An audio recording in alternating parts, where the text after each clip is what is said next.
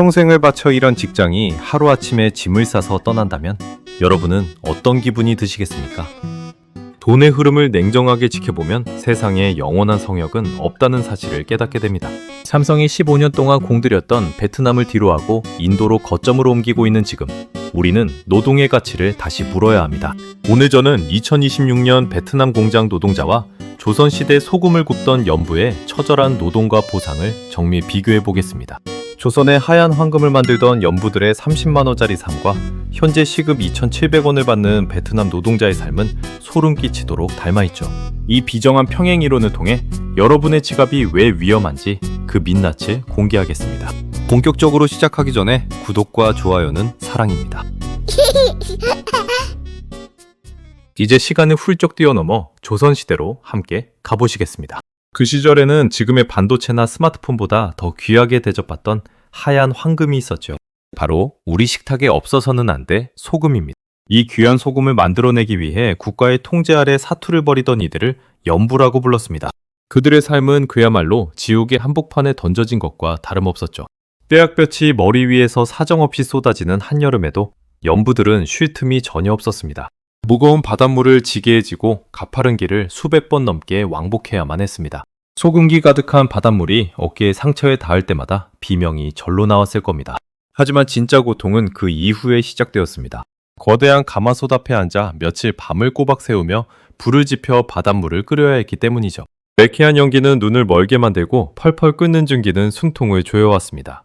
살가죽이 가마솥의 열기에 타들어가는 고통을 견뎌야 겨우 소금 한 가마니가 완성되었습니다. 참으로 비참한 노동의 현장이었습니다. 그런데 이토록 처참하게 몸을 갈아 넣어 일한 대가가 무엇이었는지 아십니까? 나라에서 지급한 아주 적은 양의 쌀과 면포 2필이 그들의 목숨값 전부였습니다. 이 보상을 2026년 현재 대한민국 원화 가치로 정밀하게 계산해 보았습니다. 놀라지 마십시오. 한 달 내내 지옥 같은 노동을 견딘 대가는 지금 돈으로 약 30만 원 수준에 불과합니다. 당시 국가는 그들을 숙련된 기술자가 아니라 언제든 대체할 수 있는 소모품으로 취급했던 것이죠. 현대의 시각으로 보면 말도 안 되는 금액이지만 당시 노동의 가치는 그토록 냉혹했습니다. 이제 현재의 비정한 현실로 시선을 돌려보겠습니다. 삼성이 베트남에 뿌리를 내린 지 벌써 15년이라는 세월이 흘러갔습니다. 그동안 베트남은 삼성이라는 거대한 자본 덕분에 비약적인 경제 성장을 이뤄냈죠. 하지만 자본은 고마움이라는 감정을 모르는 아주 차가운 계산기입니다. 베트남의 노동 숙련도가 올라가고 임금이 상승하자 삼성은 미련 없이 짐을 챙겼습니다. 현재 베트남 공장에서 일하는 숙련공들의 시급을 보면 약 2,700원 정도입니다. 대한민국의 편의점에서 일하는 청년들이 받는 11,100원과 비교하면 4분의 1도 안 되죠. 그런데도 자본은 이 2,700원조차 아깝다며 시급 1,000원대인 인도로 떠나고 있습니다. 베트남 노동자들은 자신들이 없으면 공장이 멈출 것이라 믿었을지도 모릅니다. 하지만 자본의 눈에 그들은 더 싼 노동력이 나타나면 언제든 폐기될 부품이었습니다. 조선시대 연부들이 최고의 소금을 구워내도 더 싼 소금이 들어오면 외면받았던 것과 똑같습니다. 지금 베트남의 삼성공단 주변은 무거울 정도의 정적이 흐르고 있습니다. 한때 활기차게 돌아가던 상점들은 문을 닫았고 텅 빈 차량들만 길거리에 서 있죠. 이것은 절대로 남의 나라 이야기가 아닙니다. 우리나라 안산과 시화공단에서 삼성에 납품하던 수많은 업체들이 지금 피눈물을 쏟고 있습니다. 거대 함선이 항로를 바꾸면 그 뒤를 따르던 작은 배들은 거센 파도에 뒤집힐 수밖에 없기 때문입니다. 30년 동안 오직 나사 하나만 만들며 대기업과 함께 성장했던 이들도 이제 폐업을 고민합니다. 그들의 절망 섞인 목소리에서 조선시대 연부들이 느꼈을 그 깊은 한숨이 고스란히 전해지죠. 성실하게 일만 하면 노후가 보장되던 시대는 이미 역사의 뒤안길로 사라졌습니다. 자본은 가장 저렴한 인건비를 찾아 지구 끝까지 달려갈 준비가 되어 있기 때문이죠. 여러분은 지금 이 위험한 배 위에서 어디에 서 계십니까? 여전히 밑바닥에서 노를 저으며 내 차례가 아니길 기도하고 계신가요? 아니면 함장과 함께 새로운 지도를 그리며 생존 전략을 짜고 계십니까? 이 질문에 명확한 답을 내놓지 못한다면 우리의 미래는 조선의 연부와 조금도 다르지 않을 것입니다. 자본의 이동은 멈추지 않으며 노동의 가치는 갈수록 희석되고 있습니다. 이것이 우리가 마주한 2026년의 민낯입니다. 함장은 왜 가장 아끼던 노자비들을 버리고 새로운 바다로 떠나려는 것일까요? 이제 본론의 두 번째 섹션으로 들어가 조선시대 연부의 상처 입은 어깨와 베트남 노동자의 구분 등을 정면으로 비교해 보겠습니다. 조선시대 연부들은 뜨거운 가마솥 열기 때문에 평생 화상을 달고 살았으며 소금기가 눈에 들어가 시력을 잃는 경우가 허다했죠. 그들이 가진 소금 굽는 기술은 당대 최고였지만 국가는 그들의 숙련도를 임금을 올려줄 이유로 보지 않았습니다. 오히려 몸이 망가지면 새로운 장정으로 갈아 끼우면 그만인 소모품으로 여겼던 것입니다.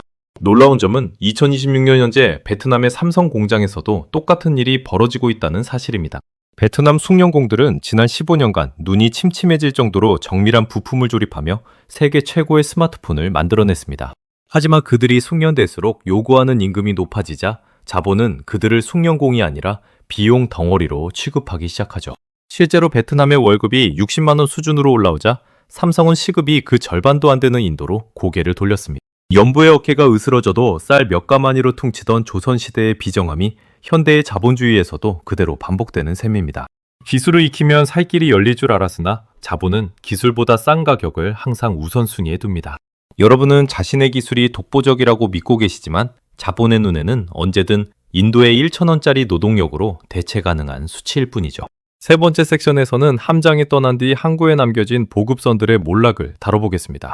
조선시대에 거대한 염전이 폐쇄되면 그곳에 땔감을 대고 가마니를 짜던 주변 마을은 순식간에 폐허가 되었습니다. 지금 삼성이 베트남 비중을 줄이자마자 경기도 안산과 시화공단의 풍경이 딱 그 꼴입니다. 마상의 인물이지만 실제 사례를 바탕으로 한 안산의 김 사장 이야기를 들어보십시오. 김 사장은 지난 20년간 삼성 스마트폰에 들어가는 작은 브래킷을 납품하며 직원을 30명까지 늘렸습니다. 베트남 공장이 잘 돌아갈 때는 연 매출 80억 원을 찍으며 남부럽지 않은 사장님 소리를 들었죠. 하지만 삼성이 인도 생산량을 70%까지 끌어올리겠다고 발표한 이후 김 사장의 공장은 멈춰섰습니다. 인도 공장 근처에 현지 업체들이 생겨나면서 한국에서 부품을 실어 나를 이유가 사라졌기 때문입니다.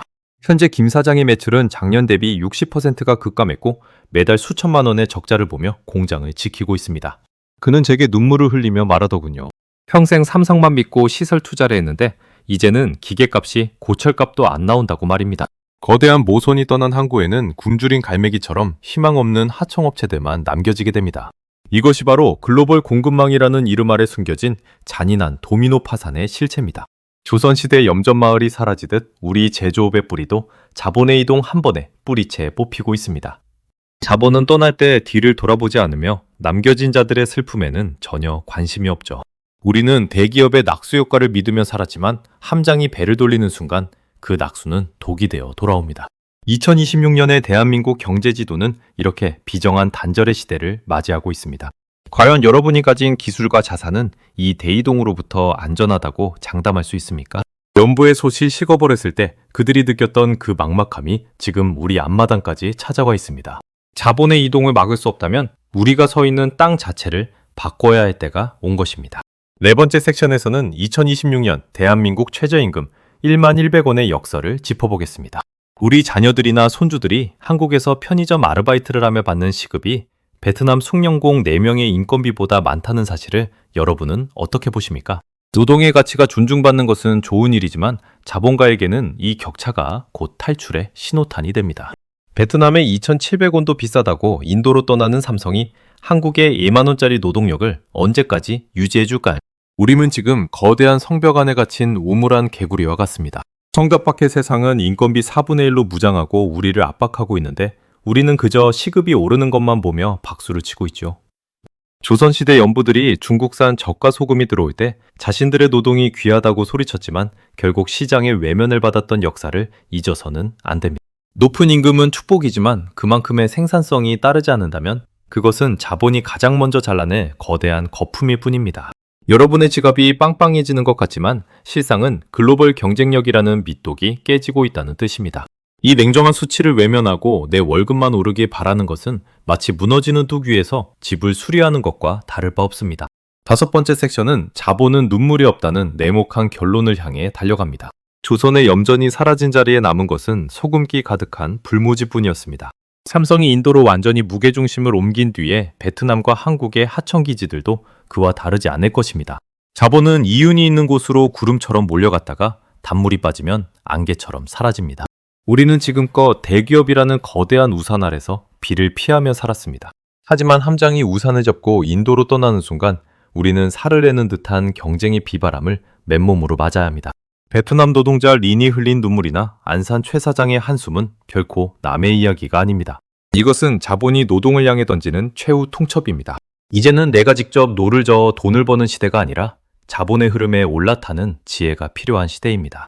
구독과 좋아요를 안 누르신 분들은 지금이라도 늦지 않았으니 버튼을 누르십시오. 이런 팩트 폭격을 듣지 못하고 안일하게 계시다가 나중에 자산이 토막나면 그게 진짜 큰 손해입니다. 정보가 곧 돈인 세상에서 이 비정한 평행 이론을 모른 채 산다는 것은 눈을 감고 지뢰밭을 걷는 것과 같습니다. 여러분은 생존자가 되시겠습니까? 아니면 자본의 희생자가 되시겠습니까? 조선시대 연부가 흘린 땀방울은 역사로 남았지만 우리가 흘릴 눈물은 파산으로 남을 수 있다는 점을 명심하십시오. 자본은 떠날 준비를 마쳤고 이제 결정은 여러분의 몫입니다. 거대함 선이 떠난 자리에 홀로 남아 노를 젓는 어리석음을 반복해서는 안 됩니다. 이것이 제가 40년 동안 현장에서 배운 가장 비싼 교훈입니다. 첫 번째로 여러분의 자산 구조를 노동소득 중심에서 자본소득 중심으로 완전히 갈아엎어야 합니다. 내가 직접 노를 젓지 않아도 배가 나아갈 때 내 몫이 생기는 구조를 만들어야 하죠. 삼성이 베트남을 떠나 인도로 향한다면 여러분의 투자금도 그 흐름을 따라가야 합니다. 인도의 성장성에 투자하는 상장지수 펀드나 글로벌 공급망의 핵심을 지닌 기업의 주식을 소유하는 것이 한 방법입니다. 노동의 시대는 저물고 자본의 이동 속도는 빨라지고 있습니다. 내 몸뚱이가 아니라 내 돈이 일을 하게 만드는 지혜가 없다면 우리는 영원히 판옥선 밑바닥에 격군으로 살게 될 겁니다. 내일 당장 증권 계좌를 열고 세상의 돈이 어디로 흐르는지 그 길목을 지키는 공부를 시작하십시오. 두 번째로는 대체 불가능한 자신만의 핵심 가치를 갈고 닦아야 합니다. 베트남이나 인도의 젊은 노동자들이 한두 달이면 배우는 기술은 더 이상 기술이 아닙니다. 자본이 우리를 버리지 못하게 만드는 독보적인 숙련도나 지식 권력을 가져야 하죠. 안산의 공장장님이 무너진 이유는 누구나 만들 수 있는 평범한 나사를 만들었기 때문입니다. 하지만 전 세계에서 단 한 곳만 생산할 수 있는 정밀 부품을 가졌다면 함장은 인도로 떠날 때 그 사장님을 가장 먼저 배에 태웠을 겁니다. 배움에는 정년이 없으며 기술의 격차만이 여러분의 노후를 지켜주는 유일한 방패입니다. 내가 가진 노하우 중에서 인공지능이나 저가 노동력이 대신할 수 없는 것이 무엇인지 냉정하게 분석해 보시기 바랍니다. 세 번째로 자녀 교육의 패러다임을 완전히 전환하십시오. 내 자신만큼은 대기업 직원이 되어 편하게 살기를 바라는 마음은 충분히 이해합니다. 하지만 대기업이라는 거대한 함선은 가장 효율적인 곳을 찾아 언제든 떠나는 속성을 가지고 있습니다. 자녀들이 대기업의 부속품이 되어 노를 젓게 할 것이 아니라 스스로 작은 배라도 몰 수 있는 창업가 정신을 길러줘야 합니다.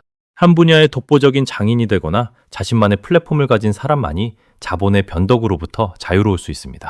월급쟁이의 평온함은 자본이 허락한 아주 짧은 꿈일 뿐이라는 사실을 자녀들에게도 명확히 가르쳐야 하죠. 지시를 기다리는 사람이 아니라 가치를 창출하는 사람으로 키우는 것이 진정한 유산입니다. 이제 이야기를 마무리하며 핵심을 다시 한번 요약해 보겠습니다. 조선시대 소금을 굽던 연부의 한 달 보상은 현재 가치로 환산했을 때 고작 30만 원 수준이었습니다. 그리고 2026년 현재 베트남 노동자의 시급은 2,700원에 머물러 있죠. 이들의 처참한 노동 대가는 자본이 생각하는 노동의 하한선이 어디인지를 우리에게 극명하게 보여줍니다.